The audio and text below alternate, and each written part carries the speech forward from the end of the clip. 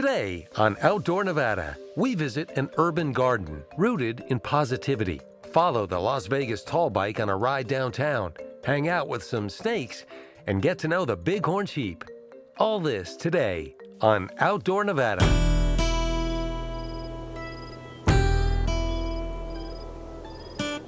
Nevada, it's an adventure waiting to happen, waiting for you. What do you say, you ready? Because I am.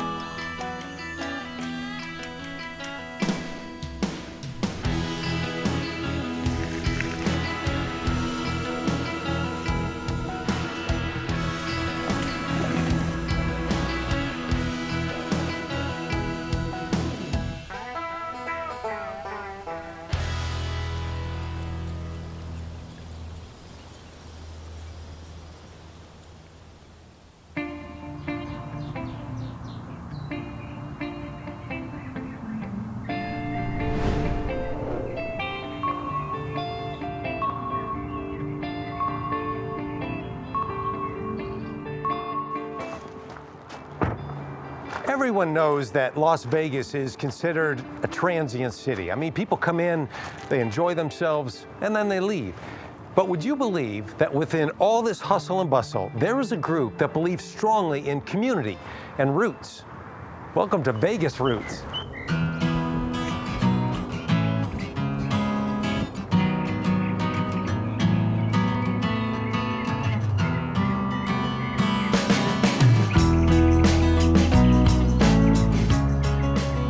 Vegas Roots Community Garden is literally a diamond in the desert.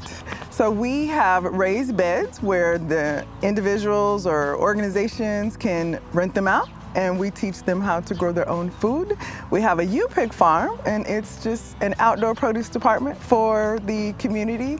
And we also do mobile outreach. So we have a mobile farmers market called the Veggie Buck Truck that we take into the community and sell fruits and veggies. So in a nutshell, this place is all about growing food, growing health, and growing life. So there's what, 4 acres or 5 acres here? It's like 4.75 acres. Yeah. And tell me about the specific plants that are here. So right now, we have 3 seasons that we are planting in throughout the year, and this is our fall/winter season. So we have collards and mustards growing. We have turnips, we have tomatoes, we have basil, Swiss chard, peppers, asparagus. We still have watermelon growing. So although the garden started with 1 aloe vera plant, and then that's it, that was 10 years ago, and now it is literally this thriving source of delicious food that is feeding in upwards of 2,000 people a year, and is really just serving the community. It blows my mind. One of the visions that I love seeing in the garden is little ones just running around, being able to experience putting their hands in the soil. You know, we're at a time where little kids don't want to get their hands dirty. They don't, you know, they've taken on they've taken on all the, you know, the things that adults are, especially in Vegas. And we don't like the heat, the bugs, you know, none of that. But being out here, they realize it's okay to get your hands dirty. And oh my gosh, like they're pulling a carrot from the ground and understanding that carrots don't come from just Smith's. Like Smith's gets them from a farm first. And then Roz doesn't do it alone. She has a family of helpers, each passionate about this urban garden and the community. Meet David, the resident green thumb. We have a variety of food here, man. We're growing 3 types of basils. We have pomegranates, figs, apricots, any kind of leafy green you can imagine. a love that is community-based, that people can come out, get a refreshing pace of life, see something about Vegas that no one really knows about. When you think about Las Vegas, you think about the strips, hotels, casinos, gambling, that kind of thing. No one really thinks about gardening, farming, growing food. Just because we're in a desert doesn't mean we have to live in a food desert. I just want you to get this one right here. Just smell it. Now, oh, that's great. That is breathtakingly good. This basil is intoxicating. There's people out there that would love to do this, but they're sort of intimidated. They've never done that, or maybe they killed a houseplant. You're the guy. You're here in case anybody has questions. They should come on down and find you, right? Yes, indeed. I can vouch for you. Yes.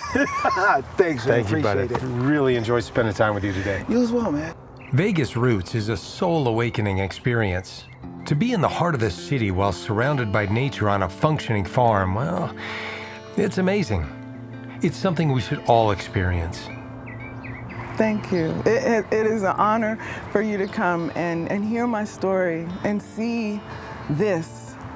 See this. My name is Roz Brooks, and I am the founder and director of the nonprofit Together We Can. And Together We Can runs this amazing space called Vegas Roots Community Garden. You know, sometimes I think Las Vegas gets a bad rap. I mean, sure, it's very glitzy, there's a lot to do, but there's really this soulful underbelly if you know where to look. Don't take my word for it. Come to Vegas Roots and talk to Roz and David for yourself.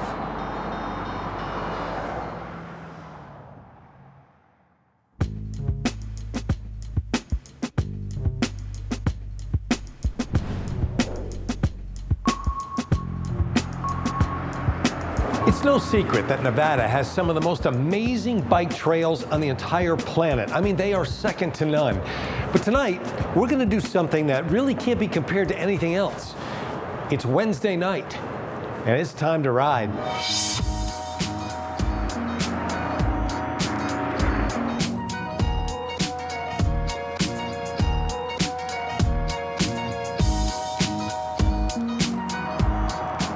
So Wednesdays nights is I like to call it a community ride. The title of it is a hump day ride.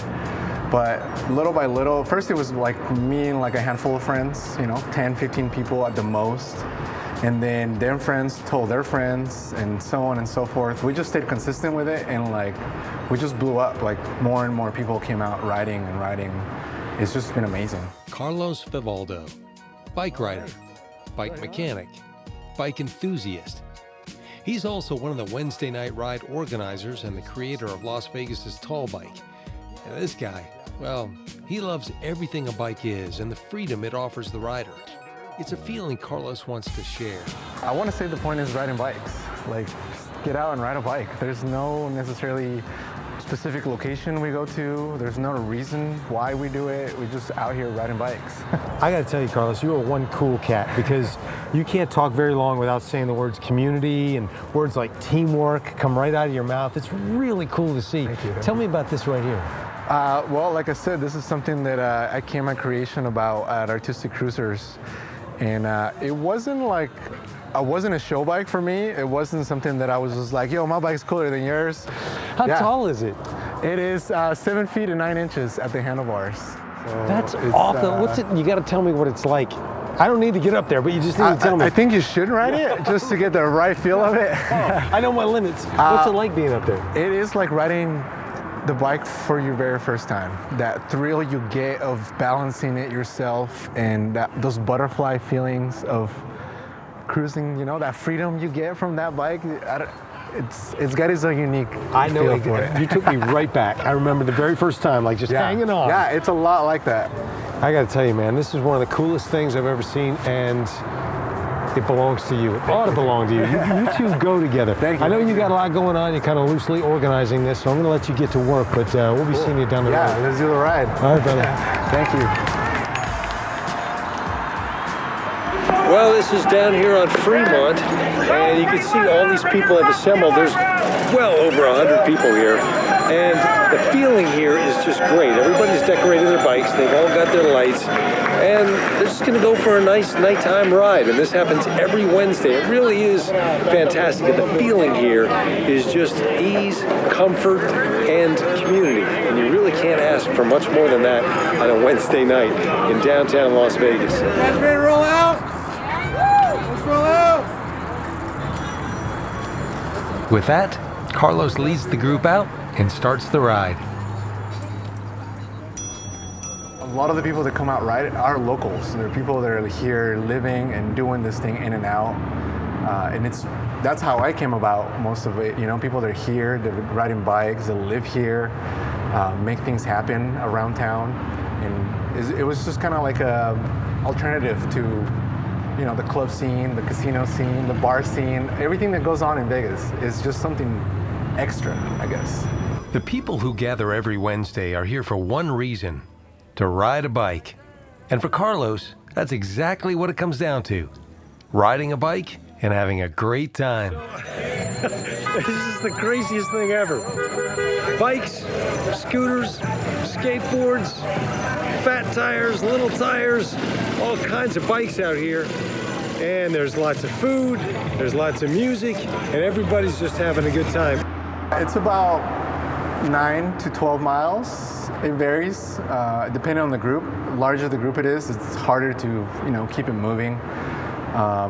We try to keep it within 2 hours to go to somewhere and then come back to the location where we start off. There's nothing to it. You come out, you meet us, and we just take off all together.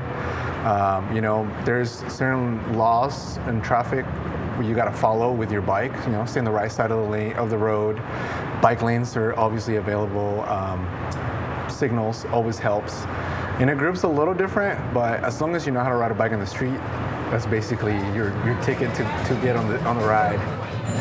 This is one of the coolest things I've ever done. Going down Fremont Street, it's well lit. There's so much to see. Getting fresh air, getting out, doing something different, getting out of your comfort zone. An absolute blast. Wednesday ride is anybody. We had people with skateboards, rollerblades, people running with us. So it doesn't matter as long as you're out. Crazy, right? Nothing like it anywhere else. And it just goes to show you that you can always have outdoor fun anywhere, anytime, even in the heart of the city. You just gotta get out and do it.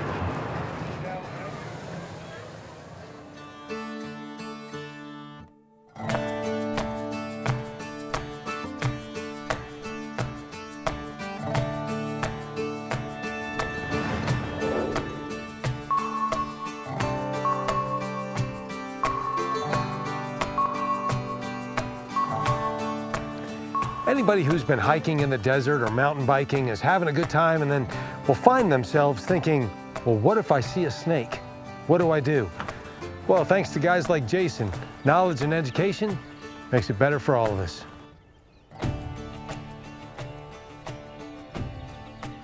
Jason, it's so good to see you again. How's everything? Good. How are you, John? Great, great. Hey, how would you describe what it is you do? Without the fancy title, what is it you do?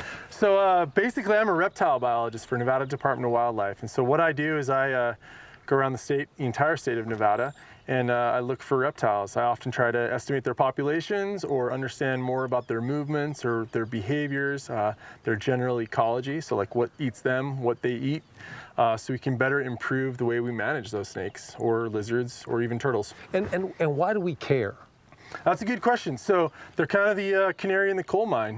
With climate and habitats changing, reptiles are a great indicator species to those changes, and they respond pretty quickly. So populations, when they decline, usually signal something's going on in an ecosystem. How did you get started in this line of work? I mean, as a kid, were you digging under rocks looking for stuff? Yeah, and as a kid, I had a lot of different salamanders and snakes and lizards and frogs, and so it just kind of grew into a professional thing. That's interesting. A lot of times when that happens, the people look like the animals, but you don't look like you don't look like a snake at all. You look like a good guy. All right. So what have you got today for us? So we have a number of different species. We'll first show you the gopher snake. This is the most likely thing you'll probably encounter here snake-wise. Do you ever name them? In Sloan Canyon. Yeah, this guy's named Slinky. Slinky. Yeah. All right. And so gopher snakes, as you can tell, get really big. This one's over 4 feet long. Beautiful. They're usually completely harmless. Obviously, if you harass anything, any person even, you're likely to get bit. So, How do you identify the gopher snake? So pretty easy. So on the back tail there, you can tell it's not a rattlesnake because you have this really pointed tip, Yep. right? And that's really important for indicating that it's not venomous, at least here in Nevada. All of our deadly venomous snakes have rattles. Oh, interesting. So Yep. if I see a snake and it doesn't have a rattle, chances are, most likely, it's not venomous. In Nevada, yes, you're correct. Interesting. Yep. Okay. The other way you tell is the pattern. Now you're going to see some rattlesnakes that have a similar looking pattern, but these guys also don't have a flattened head. Their head is relatively uniform with their neck. Yeah. However, these guys can do something cool where they flatten that head like that and they Yeah. make it a little more triangular. But a really accented triangular head is also indicative of being a venomous snake. Now, is it a gopher snake because that's what they eat? Yeah, they'll eat a lot of small mammals. They're even known to eat other snakes like rattlesnakes. But for the most part, these guys are considered a mammal eater. A lot of tongue flicking in and out. What's he doing? So it's really neat. Snakes have this forked tongue, which allows them to essentially catch chemicals in the air and take that, and they have this thing called a Jacob's organ in their head, which essentially their tongue goes right to their brain, and they can actually take those molecules and make sense of them. So not only can they seek prey that way, but also they're obviously, he's checking you out and kind of getting a better understanding of who you are. So these guys are actually a king snake, which means they're the king of all snakes. Wow. Meaning they can eat other snakes, and readily do. Turns out a study that was done a couple years ago found, I think it was like 15% of their diet may consist of rattlesnake. How old is this one and how big do they get? So this one's pretty young. This is about a little over a year old, and they'll get about as big as our friend the gopher snake, which is a little over 4 feet. So some of these snakes can have different personalities. Some can be a little more aggressive than others. Is that true? Yeah, definitely. Wow. Yeah, some snakes, obviously, you hear tales of different rattlesnakes being more aggressive than others, but it all depends on the individual. And obviously, if you're dealing with a snake population that gets harassed often, they may be a little more vigilant in terms of rattling or being defensive and displaying that kind of really aggressive posture. Whereas other snakes may be a little more docile and allow you to walk right past them without rattling. So What do you this got is here? a Sidewinder, and this is likely one of the more common residents, at least from a rattlesnake perspective, that you'll see here in Sloan Canyon.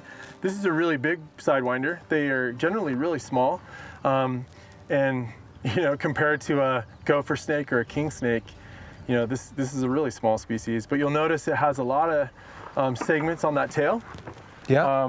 You mean the rattle? Yep. And that indicates that it's obviously a few years old. You can't tell the real age of a rattlesnake based on the rattles, but you can certainly tell when they're really young because they'll have a button, which is essentially like a kind of a pre-rattle. What is his behavior when it comes to seasons and temperature? So Sidewinders are actually really neat. They're one of the only rattlesnake species I can think of that seem to operate when it's a lot colder than other rattlesnake species. So these guys do a good job of ambushing their prey and just kind of sitting in the sand. So they're able to absorb a lot of that sunlight by sitting under shrubs. Active at night or in the day? They'll sit and forage during the day, and at night you commonly see them crossing roads or moving across the landscape. He is really camouflaged, isn't he? He is, especially in this environment. If we put him down, he's almost non-existent. He's and who is his predator? In other words, who's looking for a meal out of him? So a lot of ravens, coyotes, badgers, fox. A lot of those they're gonna attack this. And as I previously noted, king snakes are common predators for rattlesnakes. What else you got? So we have a Mojave rattlesnake, and this also can occur here in Sloan Canyon. And this one, talking about misconceptions, this one's probably one that has maybe some of the most misconceptions. You'll notice some folks call it locally here a Mojave green, and that's due to this green coloration. But they're not always green; they're kind of a brownish color. So Mojave green is kind of a local term. but they're known as the Mojave Rattlesnake. What time of day are you most likely to see one? So really in the mornings and evenings, you're most likely to see a rattlesnake. Now depending on the season, if it's early in the spring, these guys are pretty active during the day, and they can also be active obviously in the fall when it's warmer during the day. However, in the summer, you're more likely to see them at night. Is this the average size for a Mojave green? This is a pretty decent size for a Mojave rattlesnake, yep. Now, any of the snakes that you've shown me today, are any of them just in Nevada, or are they all in the Southwest? So they're all pretty much in the Southwest of the snakes I've shown you today. Yep. I'm stunned, because when you first see it, it's a little startling, but then to watch you work with it, I can almost see what it's thinking. It's just curious about what we're doing right now, isn't it? Right, yeah. And the fact that, I can manipulate them and move them around. We don't pet these snakes. They have fairly large size enclosures that they live in, but in terms of human interactions, they don't get a lot. And so, this is kind of really what a lot of snakes will do. They just kind of try to seek a hiding spot, because obviously they don't really want to interact with. Wow. Okay, you can let him go back. I've had my fun. I have to tell you how impressed I am with their relationship with you and everything that you're doing, because you're educating people about these animals, and that could literally save lives. And so all the work that you're doing, I mean, it's huge. It really, and I just want to say thanks. Thanks, John. Good seeing you, man. Good seeing you. Stay healthy. You too.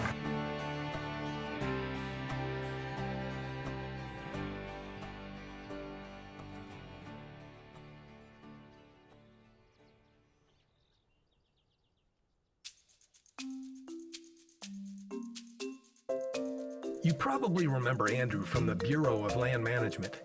While we walked the Sloan National Conservation Area, he educated me about Sloan's Native American history and its geological foundation.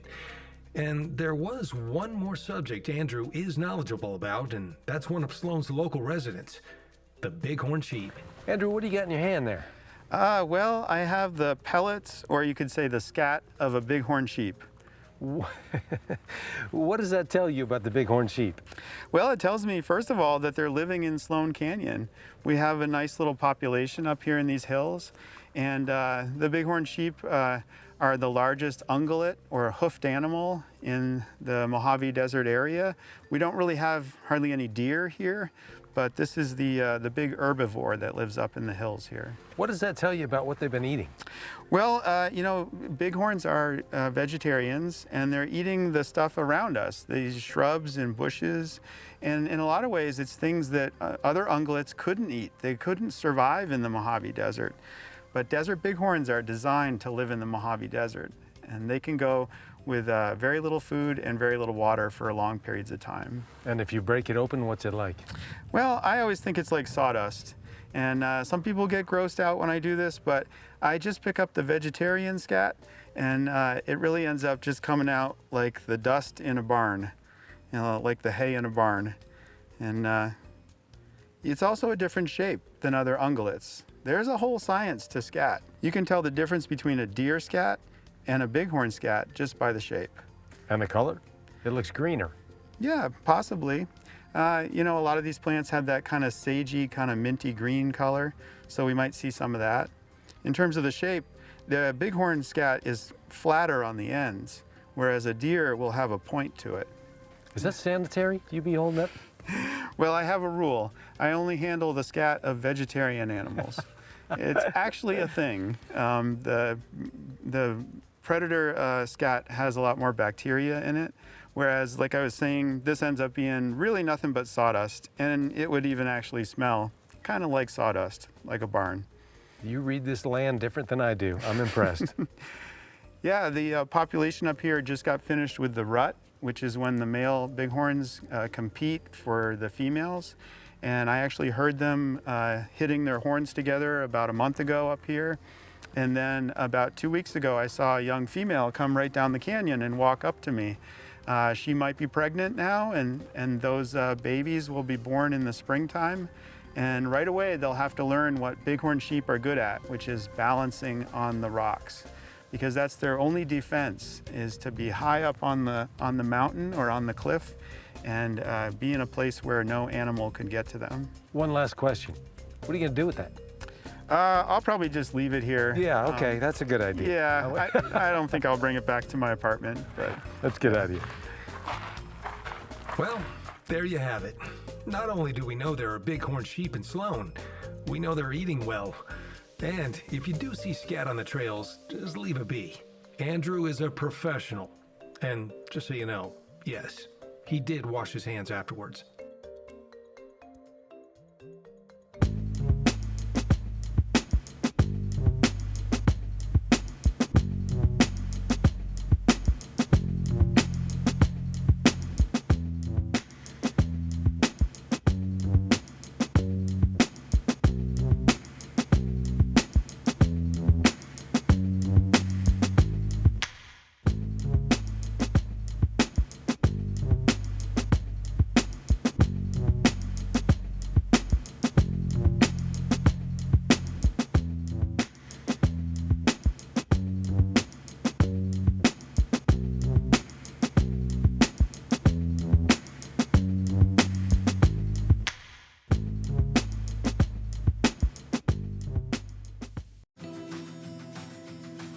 Support for Outdoor Nevada comes from Jaguar Land Rover Las Vegas. Inspiring the spirit of adventure with confidence in any terrain or condition. We're proud to help introduce a new generation of adventurers to the diverse experiences that our state has to offer. Information at jlrlv.com.